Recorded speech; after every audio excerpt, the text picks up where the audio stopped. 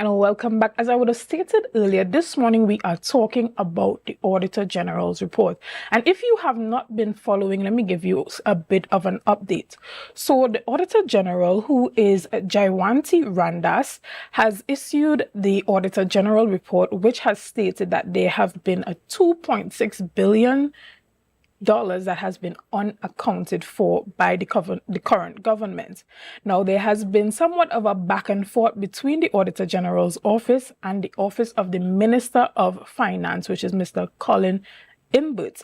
And so that back and forth has been taking place for the last couple of days, and we have been hearing a lot about this. And this morning, as we discuss this a bit further and get into some of the details, we're going to have with us Senator Jayanti Lutchmedial-Ramdial to have this conversation with me this morning. And we're going to get into the functions of the Auditor General's office and their real role in really holding the government to account where it comes to financial accountability. Now, if you don't know, the Office of the Auditor General is really an independent body that is in place to hold the government accountable for how they spend public funds. And in a situation where funds cannot be accounted for, it is the job of the Auditor General to come forth and let it be known to the public in their Auditor General's report. So we're going to get into this and much more this morning in our conversation. So I want to welcome this morning my guest on screen. Good morning to you, Senator. How are you? Hi, good morning, and thank you very much for having me. All right, it's good to have you this morning as well. Now, we want to give people a little bit of a background because there are persons watching who may not have been following the situation. So this might be the first they're hearing about it, or even if they heard about it, they're not really too sure what exactly is going on and what are some of the serious economic implications of the situation that we're seeing happening right now. All right, so let's start from the beginning. In the most basic way, anyone who runs a business would understand that you have your internal accounting where you record the money that you make, you record your expenses, you have your profit and loss account or whatever you call it, you have a balance sheet reflecting your assets and so on. That's exactly what the government has, and that's what the Ministry of Finance through the Treasury, that's what they do, right? At the end of the day, you must have receipts, records, some sort of documentation to substantiate what you are saying is your revenue and what you are saying would be your expenditure. The government is exactly the same. You must have that documentation present. The public accounts of the country, all of the money that we make and all of the money that we spend is similarly produced in what we call the public accounts. And just as a businessman, if you want to go to the bank, they will ask you for audited accounts. The government also has to produce audited accounts by law. And the Auditor General is the auditor of the country, basically. So just as you would have to get as a business person, you have to get your accounts audited. If you want to carry audited accounts, it's audited accounts prepared and have to have this report of the Auditor General. The law lays out a very strict timetable in terms of how you must produce your accounts as the government. What is the timeline for submitting it for audit, and what is the timeline and the deadline by which the Auditor General must then submit their report. That department must submit their report. An audit has to be very independent because you are operating as a check and balance to make sure that nobody has fudged the accounts, basically. That's what an audit is, whether you're dealing with a business or whether you're dealing on a macro level of the country. The deadline by law for the accounts to be sent to the Auditor General is the 31st of January every single year. And by the 30th of April, the Auditor General must complete her audit, write her report, and send it to the Minister of Finance as well as to the Parliament, and it's supposed to be laid. That has been happening every year, time immemorial, since we have become a country. When this year the public accounts were submitted on the 31st of January, sometime thereafter, the Ministry of Finance saying that due to some new system at the central bank, there was an error and that the amount of revenue that they declared in those public accounts was actually understated by some $3.2 billion. and they wanted to be able to submit additional information and amend the public accounts so that the Auditor General would now be considering accounts where there was $3.2 billion more in revenue and wanted the accounts to reflect that.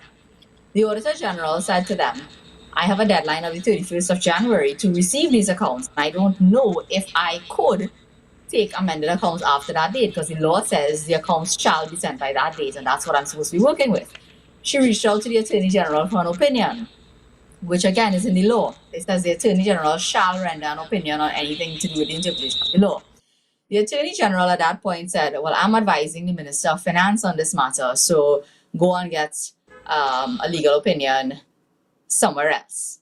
And thereafter, we had, are you hearing me? I'm sorry. Hello? I am hearing you clearly. Okay, all right, good. I was fine. I wasn't hearing myself. Yes, the Auditor General, then there was some back and forth, and a PreAction Protocol letter, which is basically a threat of legal action, was issued to the Auditor General. And the Auditor General thereafter decided, okay, I will receive the accounts. So she received these amended accounts, but she went ahead and documented a series of concerns that she had, meaning that apart from just changing the figures, there was no reflection, according to what she's saying, as to where those amendments were taking place. And the documentation, remember when I started this, I said you must have your documentation to show where you earn the money, how you spend the money. There was an absence of documentation in relation to a substantial amount of the revenue that the government was claiming. So as of when the matter came to the Parliament, I think $780 million was still unaccounted for. The Auditor General proceeded to have meetings, apparently. This is what we are now learning, with the persons from Central Bank, from the Board of Inland Revenue, the Treasury, etc. And she prepared her report and sent it on the 24th of April to the Parliament and the Minister of Finance, detailing what transpired, the fact that amended accounts were submitted after the deadline to her, that she did consider it, but there were certain things that she wasn't really satisfied with because of the absence of the documentation. The government has now come to the Parliament and decided that, look, you see that 31st of January deadline, we're going to extend it. And you see that 30th of April deadline to submit the Auditor General's report, we are going to extend it. And that is, they are saying, to give them an opportunity to provide documentation to substantiate these claims of additional revenue, as well as to satisfy the Auditor General about some of the expenditure. Because on the expenditure side, remember, you have revenue and you have expenditure, right? On the expenditure side, there's also about $1 billion of money spent that the Auditor General said there isn't sufficient documentation regarding, those types of things. So it's expenditure from different ministries and, whatever it is. Well, we don't have the report.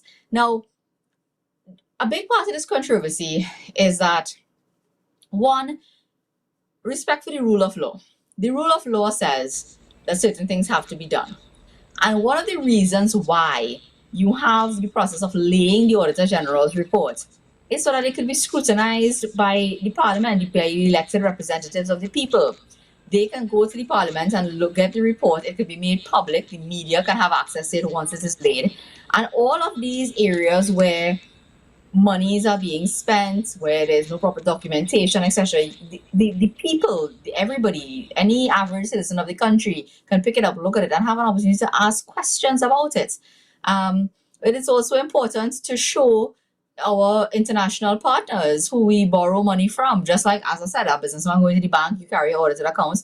If the government wants to borrow money, they must produce the Auditor General's report, and people will be looking at these things. When you are trying now to extend time and these questions are being raised about documentation to support revenue and expenditure, and you essentially decide you're going to prevent a completed report from seeing the light of day in the Parliament, because that's what they've essentially done, and almost force the Auditor General to now reopen a process that was completed and that she completed, then that raises serious questions about governance and about the rule of law in our country. Separate and apart from that, I think a big concern that everybody has is how does that $3.2 billion error occur in the preparation of the public accounts? And that's where I That's not was a little going bit of with money. my next question. So thank you for Yeah. giving us the background on the situation that's currently happening with the Auditor General report. But what the minister would have stated is that due to this new digital system, this is where the error had come from. So tell us, this digital system, was it implemented last year in 2023? Details have been very scarce, but what they are saying is that the central bank implemented a new check clearing system, and that yes, it's the first time that this system is being used, and that is what led to the error. It's quite a big error to happen. In accounting, I'm not an accountant, but I do believe that if you have digitalized systems and so on, it's possible to have errors. Okay, so But has any I think the evidence root been cause of the error. presented? Has any evidence been presented to the parliament No, we about can the issue? only no, not at all. We could only rely on what is being said by the minister. The central bank has been completely silent, and it's really the minister who has proffered this explanation.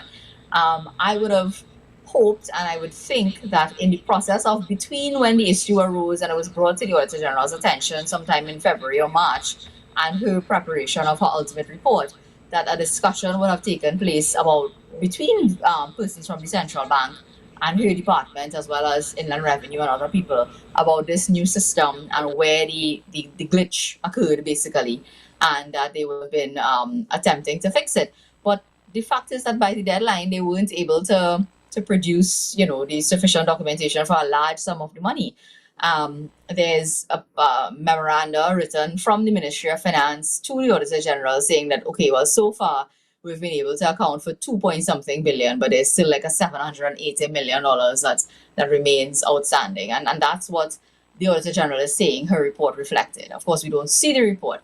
The fact that the reason behind the glitch, that to me has, and whatever transpired and whoever missed the issue, to me that should be the subject of some independent investigation. And we keep hearing the minister saying that there will be an investigation, but nobody knows what he's investigating, because what's coming out from the Minister of Finance and the Attorney General's mouth every time they speak is more about it seems more targeted towards trying to blame the Auditor General for not simply accepting their amended accounts and not simply, taking it as or for whatever she decided to write in her report, or not coming back to them. They are not dealing with the core issue of this missing revenue that they could not account for, and the expenditure as well, because we haven't really heard anything on the expenditure side. $1 billion of money,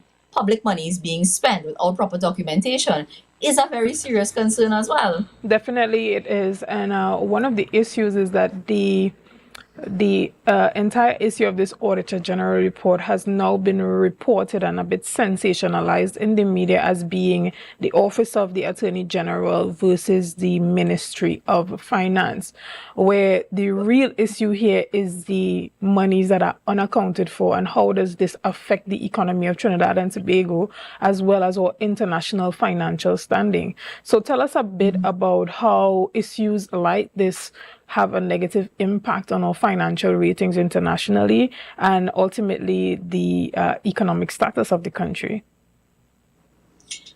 Well, the impact would be, as I said, just as any business, you go to a bank to get a loan, you produce your audited accounts, they would look at, your processes and how you are managing your finances. It's the same thing. If we want to borrow, which we do, we borrow money to finance, public projects and so on, developmental projects.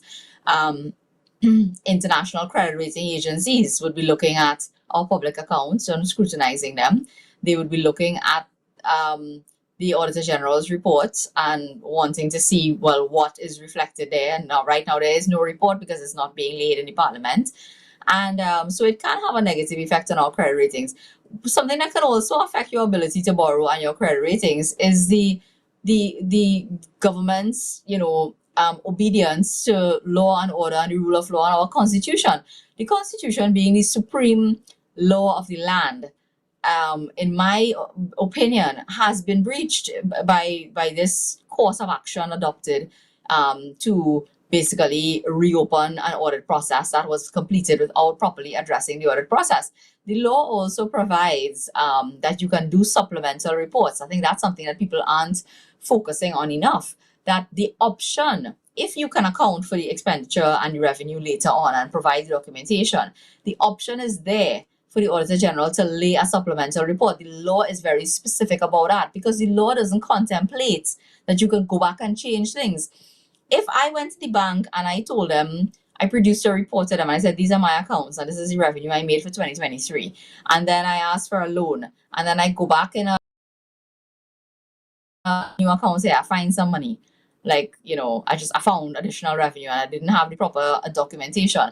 What would the bank look at me and think? They would think, well, what's going on with you? You just want to change your report? I mean, are the auditors who audited your original accounts, are they satisfied with this? And if the auditor is saying they're not satisfied, are they going to want to lend me money? Probably not. And that's part of the problem that the government is going to have right now. They have to clean up the international reputation of the country that has been tainted by this entire debacle. Finance is not really my background, but I mean, I know how basic assessments are done by people who are in that field and how they would look at something like this. And I think that anytime you're assessing a country, a government's adherence to the rule of law and to their own laws and their own regulations is something that anybody would be looking at. Any international organization that considers lending money to a country or considers investing in international investors.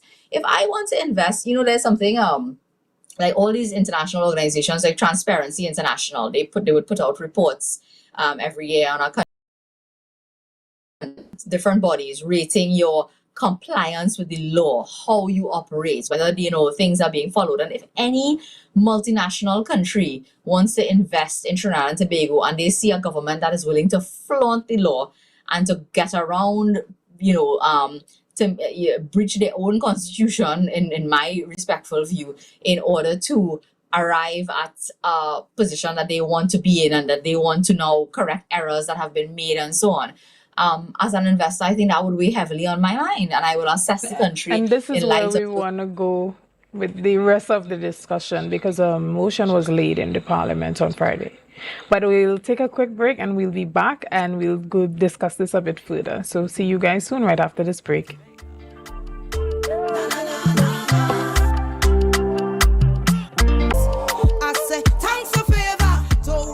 Welcome back to Good Morning Tobago, guys. I am Shenell Felix, and this morning we have been speaking with Senator Jayanti Lutchmedial-Ramdial. I want to make sure and get that correctly. So thank you again, Senator, for joining us. And this morning we have been speaking about the Auditor General report and the issue of the Office of the Auditor General being under attack. This morning, we have spoken extensively about the role of the Auditor General and the implications of issues like this on the economy and our international credit rating. But on Friday, we saw that the government went to the Parliament to pass a motion to allow for an extension of the time for the submission of documents. And right before we took the break, Senator was going a bit into what this means for the country when the government goes to the Parliament to, as she said, change the rules in their favor. We'll allow her to discuss this a bit further, but one of the comments that we have gotten is that it is in the government's right to make these type of changes when the Constitution does not adequately support what they are trying to do. So you can also comment on that as well. I think that it's the government's right has to be to try to justify their revenue and expenditure and so on. They have a right to do it, but I think it must be done within the parameters of the law. The law provides that you can extend the time, but you can't wait until the entire process is completed and you're not happy with what the report reflects to then come and extend the report, because the Auditor General's department is supposed to be independent. And you can't be independent if somebody is basically forcing you to go now and change your report, and they are saying they want additional time to change the accounts and get you to change your report. I kept saying that one of the reasons why I think that this whole thing got so out of hand, and turns out to be an embarrassment for the government and by extension the country, is because the Attorney General failed to act in a timely manner and to discharge his duties and functions. And his duty at the moment when it became obvious that the accounts submitted on the 31st of January were not, that there was an error, or the government says there was an error, he should have brought the motion to extend the time so that the Auditor General could legally receive the accounts, and then the process of the audit could have been completed. If they couldn't complete it by the 30th of April, they could have extended it. The report now having been completed and laid, I don't think that it's proper for them to now turn around and say, okay, scrap that report, we're going back. We're going back into the process all over again. It's not proper, and it's not in compliance with the law. As I said before, the law also provides that the report can go forward and go to the Parliament and go before what we have in the Parliament called the Public Accounts Committee. And if there's a need for a supplemental report and there are changes later on that the Auditor General needs to make based on documentation, because the ministry at this point should be continuously working to try to find the 780 million that's still unaccounted for, and find the documentation and fix all of the errors that have been identified, or errors and I guess missing documentation or whatever it is.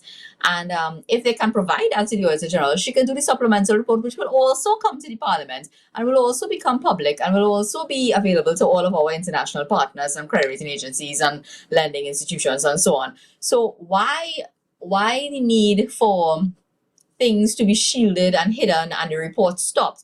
I made the comment in the Parliament, and of course they jump up and said it's irrelevant, but I think it's very relevant that this is reminiscent of a situation where the Police Service Commission, which is an independent organization, completed an entire process and produced a merit list. And then based on some information the government had that nobody else had, they decided to withdraw the merit list and pull it back and not have it go forward to the Parliament with the recommendations and so on. You can't run a country based on whim and what you like and how you believe things should be done and the information that you alone have and how you want things to appear when they become public. You have to follow the law. Even the government is not the law, the law is there, and the government must follow the law because they too are subject of the law. You can't have a lawful society if you have a lawless government, and a government that chooses to ignore things because it's inconvenient to them and reflects badly on them. They lose their authority to govern in the eyes of citizens. And I think that a lot of that has been happening because when citizens of a country can question, well, how could you just come and change the rules and move the goalposts to suit yourself, whether it is a merit list, an audit report, or whatever it is, you really lose a lot of your credibility when it comes to governance. Point, because there are a lot of persons who are saying that this Auditor General is an anti-PNM auditor. But why is it important for people not to make these type of assumptions for the independence of the office?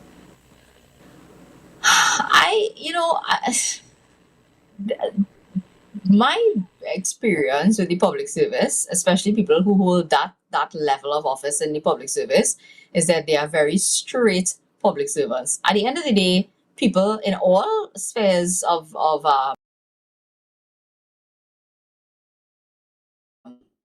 one of the things that public officers are not allowed to do still is to openly show political preference and support. So, for example, you're not going to see a public servant running for elections or something like that, right? Or openly supporting or appearing on a political platform to speak. That's not something that's done. But you can't prevent people from having a thing. I think this whole thing about the Auditor General being anti-PNM arose because of her choice of legal representation. That too I find to be a very petty and weak argument, because at the end of the day, there are hundreds of public servants who choose to go the route of having to challenge their employer, which is the government, and there aren't that many lawyers who do that type of law and who do public law. The history of Trinidad and Tobago will show many senior level public servants having issues with government, whether it comes to promotion. They are sometimes vetoed when by the prime minister when they are appointed to certain office and so on, and they wish to challenge it. And they would have gone the same route and chosen the same legal representation as Miss Miss Ramdas. But And when we I look don't at think that something like that is sufficient to just cast aspersions on someone who is discharging their function. So far, I don't think anyone has pointed to the Auditor General not doing her job or any specific instance of her not doing her job. There were some allegations of she didn't respond in a timely manner, not answering the phone, not getting back in touch with people, that kind of thing. I don't know that that's enough to infer that somebody is anti-government. when we look If she at breached the law offices in any respect, that are that should have supposed to been be, dealt with. sorry, can you hear me? Yeah, I'm hearing you now. Sorry. Oh, sorry Yes. about that. When we look at these offices that are supposed to be independent, just as you said previously with the Police Service Commission, we've seen political interference in the past. So is it really that far-fetched for members of the public to think that this has something to do with politics? Well, I mean, whether it has something to do with politics, it has to do. No, it's not far fetched for people to infer now that if people in independent institutions are performing their functions and the government isn't happy with it, there seems to be, or happy with the results of it, there seems to be a trend on their part to get involved and to change the process or to interfere or to change people out. Not too long before the Integrity Commission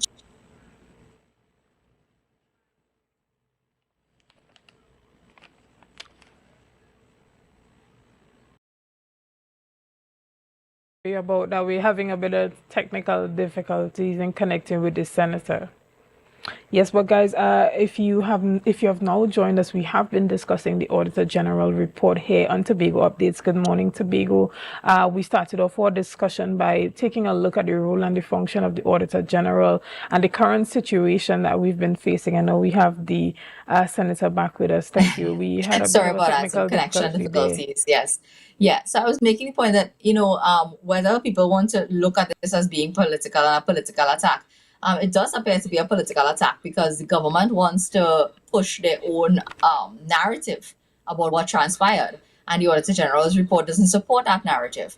The government has been very vocal about their management of the economy and trying to suggest that they have done a very exceptional job in terms of increasing revenue and with accountability and so on. They have been under attack on many fronts about transparency and accountability with respect to expenditure and so on. So they, I think that having an Auditor General's report that doesn't reflect the narrative that they are trying to create certainly doesn't serve their interests, especially going into an election year. People sometimes, I would say, it's an unfortunate thing that a lot of people have political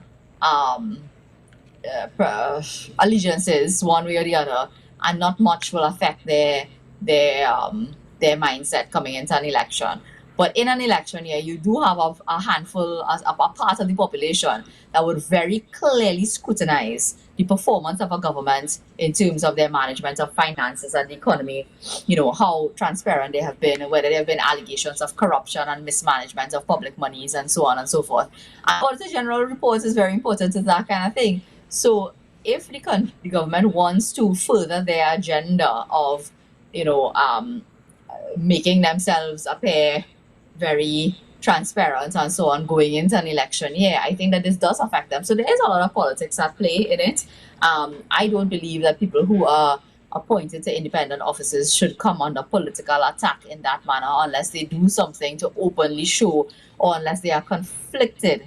Then you can point out the conflict of interest that they may have. But I think that we've seen far too much political interference and political statements coming out from the government with respect to people who hold these offices.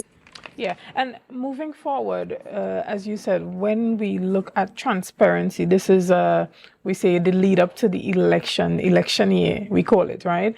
What can the government do to create that level of transparency that is needed so that the public would regain that confidence that this is not just political back and forth because an election is coming?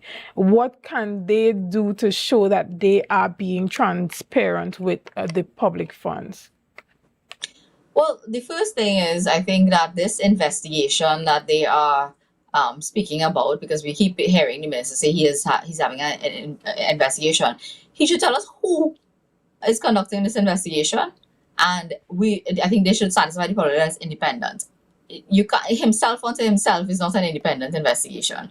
So if the Ministry of Finance or somebody connected to the ministry is conducting an investigation, I don't think that will inspire much confidence. I think that they really do have to ensure that there's an independent body that investigates this entire debacle. The second thing that they need to do is they need to work on fixing the error and substantiating what they claim to be this revenue. And and if they cannot do it, and I think that they have to be very careful not to appear as though they are forcing the Auditor General to accept things that she's not happy with. If I went with my business to Ernst & Young and asked them to audit my business, I can't tell them what to put in the audit report. I can't force them to accept claims that I am making about revenue or expenditure. They have to do those things independently. So I think they need to allow this audit process to, if they've extended the time now, they need to allow the process to go through as independently as possible with as minimal interference as possible in the role of the Auditor General. The other thing I believe that it would inspire a lot of confidence in the population if they were to do it is to lay the report. Let the Auditor General's report that has already been submitted to the Parliament be laid, and then do a supplemental report and say, listen, there was an error with the new clearing system. We weren't able to produce the documentation in time. This is a report. We've now done a supplemental report, and let the Public Accounts Committee of the Parliament, which is a body that comprises opposition, government, and independent senators as well, are part of that committee. Let them sit and interrogate both reports. Let them look at it and let them be satisfied, because at the end of the day, they are the representatives of the people, and they should have the opportunity to scrutinize all the reports and make an assessment of what is done. So going into an election, if that's what they want to do, but I mean that has been said several times by the opposition. We have been calling for the report to be laid, and they don't seem to be minded to allow that report to see the light of day. And I think that is a real shame and stain on the democracy of our country, and it looks really, really, really, it reflects very poorly on us as a democratic state that should have respect for the rule of law. Thank you for that, Senator. Well, we're going to take one last break, and we'll be back as we wrap up this conversation. Guys, see you soon. It's a brand new morning. Tobago updates. Good morning and welcome back to Good Morning Tobago right here on Tobago Updates. Guys, if you are just joining us, we have been having a very interesting conversation this morning with Senator Jayanti Lutchmedial-Ramdial. And as we wrap up this morning's conversation, we want to hear from you, Senator, because we have a lot of Tobago viewers all over the world that are watching this morning, both Trinidad and Tobago and the wider world. But it is important for Tobagonians to understand how issues like this affect us here in Tobago. So tell us a bit about how we in the THA are being affected. Yeah, there's been a conversation taking place for forever. It feels like forever about autonomy for Tobago. There's always a bit of tension, even more so now, I think, between the THA and the central government when it comes to the allocations and things like that. So, financial autonomy for the THA and the amount of the budget that they get and all of that is always a topic that comes up every year around budget time, and I expect that it'll come back up again this year. And again, going into an election year, of course, budgets are very important, and how the central government will choose to allocate money to Tobago. How it affects Tobagonians specifically, I think it affects every single citizen of Trinidad and Tobago. Because at the end of the day, this is your money. Tobagonians pay taxes to central government, income tax. The greatest source of revenue for our government is taxes, right? You're paying VAT on everything that you buy. You're paying, you might have to pay property tax soon. You are paying, all these different types of taxes. And that's the government revenue that they are unable to account for to some extent.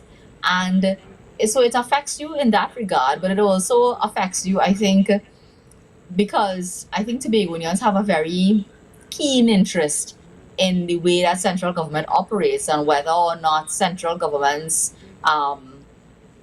involvement in Tobago is still too much, and whether they want to have more autonomy over their own affairs. So things like this, I think, definitely will impact on the mindset of the average Tobagonian who's considering, well, do these people have their house in order? I mean, they're coming here to tell us, I'm breaking it down in layman's terms, like they're still exercising a certain amount of control over how we, how we earn money, how we spend money, what we're doing, what we're able to get in terms of development and so on. And these types of errors occurring, whether there's adherence to the rule of law, that should affect the mindset of every citizen, because every decision that's made by central government that should be in compliance with the law is something that can affect your quality of life. I think the wider financial implications in terms of development, Tobago is still a country that wants to, an island that wants, has a lot of developmental goals for different areas, whether it is tourism, sustainability, food security, all of these things. And the central government and the actions of central government, and whether or not it will impact on the ability of the country as a whole to have a good financial bill of health to present. Yes. And whether that can and Senator, sorry to cut you off there, but as we wrap up, because we really don't have much time this morning, we're about to end. But as we wrap up, there are some persons who may see this issue as being a complex economic issue, while others may see it as just poor accounting on the behalf of the government, which some people think that they already are poor at their accounts anyway, while others may just view it as a simple technical error. But before you go, tell us, what does this really come down to in the end? What is the bottom line? The bottom line is that we have to make sure that as a country, we have proper systems in place to account for our monies, because that impacts, as I said, the financial bill of health of the country. And I think the more important thing is that we have to show that there's accountability and transparency on the part of government, and adherence to the laws that govern how we report on our finances. And I think that has been severely lacking. Thank you so much. It's just a shame that we had to wrap up so quickly. I mean, the time really went by quick.